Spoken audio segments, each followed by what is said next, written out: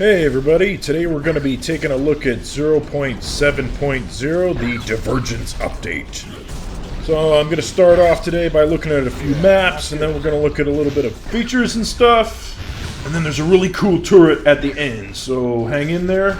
But yeah, let's get on with it. Let's take a look at the hand-built maps first. So the first map we have here is called Annex. And it's pretty tough, it's harder than it looks, but here we have two spawners crisscrossing, heading toward two different drillers. And yes, this map does have fusers, so you're going to have to deal with that. But you're going to want to try to push the creeps up to these little side platforms that you can annex.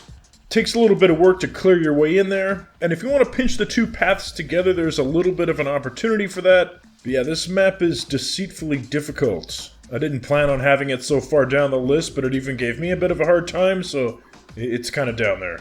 Not impossible, but pretty difficult. Alright, the next one we have is called Exchange. I think this one looks pretty cool. So you have three spawners here that are attaching to this upper platform, and this staircase-like thing that kind of drops it down to the lower section here. So generally you want to make use of the top floor as best you can before you have to drop them to the second floor. And if you're willing to run creeps past your driller here, you can kind of get quite a bit of extra length out of the path by running it up and down these little offshoots. Yeah, this map's kind of a weird one. I like it.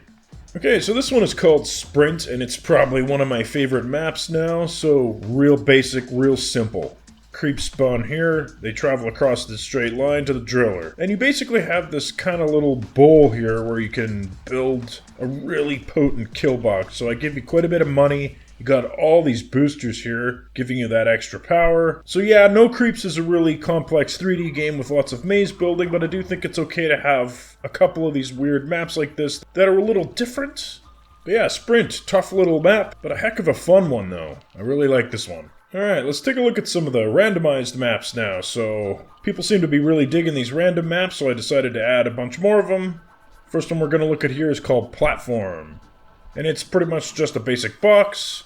You can see that there's some secondary islands that will appear on the outer edges. But for the most part, this is pretty basic. What you see is what you get.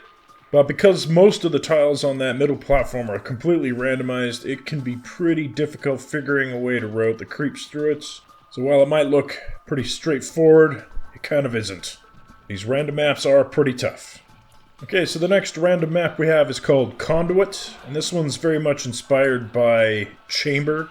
So you can see that there's three platforms along the middle and along the two edges. As I'm flipping through the randomizer here, you can see that certain platforms are just simply not there.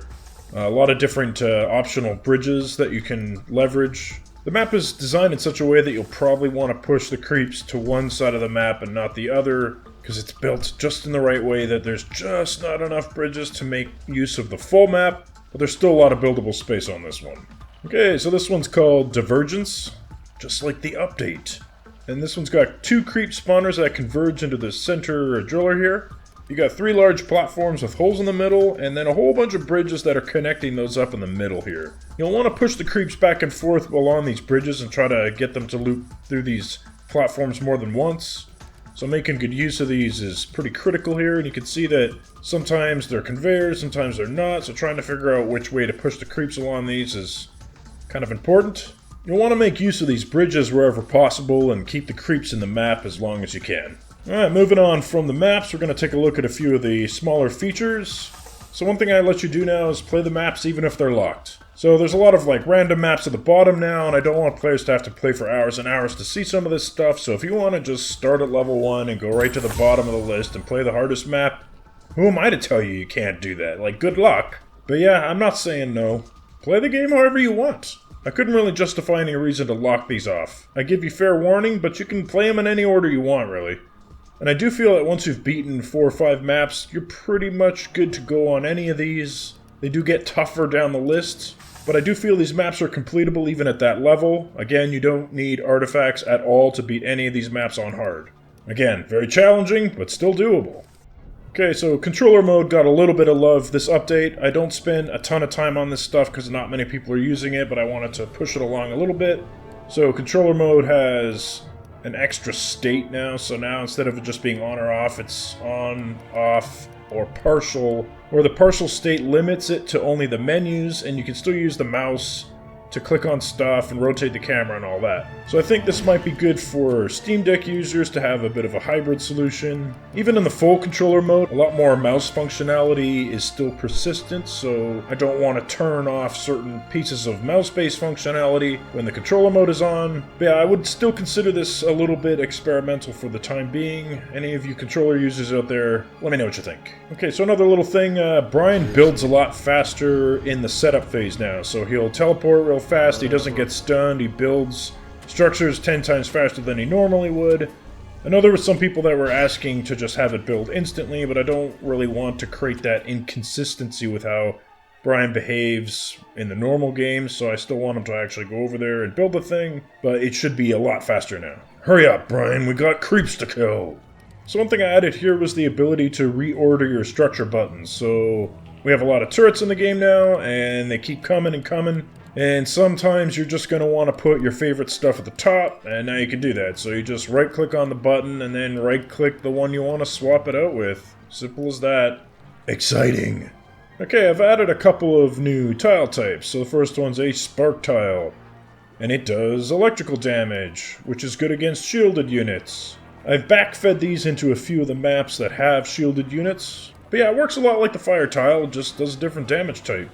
Tuned slightly different. I've also added a noxious tile, which does poison damage, and it does very poorly against shielded units. You'll generally want to run your creeps over this as soon as possible, so that they feel the full effect of their illness. But yeah, I've fed these into some of the older maps. You'll mostly see these showing up in the random maps, though. Oh, hey look, some shameless self-promotion! We do make some other games, you know, just in case you were looking for something else to play. Okay, let's get into the good stuff. I made a new turret, the GATLER. So it's basically an enormous Gatling gun. Pretty much does what you'd expect it to. Fires a whole bunch of hot lead at creeps. But the catch is it takes a long time to spin up and get going. Once it gets going, it dishes out an enormous amount of damage. And you can see that its range is absolutely massive. But it does have finite ammo, and it will have to reload, and while it's reloading, it's going to spin down a little bit. You can upgrade its ammo capacity as well as a bunch of other stuff, but you generally want to keep this thing firing all the time, so minimal rotation is a good setting to have it at. It's a really good turret for managing a choke point, and you can see it here just melting these two Leviathans, so it's quite the heavy hitter. It's pretty expensive. It requires you to place it properly and invest a lot into it, so I don't recommend using it completely on its own. This turret's quite deadly if you can get it situated properly. And it's got a handful of artifact modifiers, multi-shot, penetrate, instant reload, freeze wave, so keep an eye out for those as you're collecting artifacts. Speaking of which, there's also a ton of artifact tuning that happened in this update, as well as a bunch of other stuff. I highly recommend you just take a look at the patch notes. I only cover the highlights here. And one more little topic for discussion is 1.0. I do think it is coming soon-ish.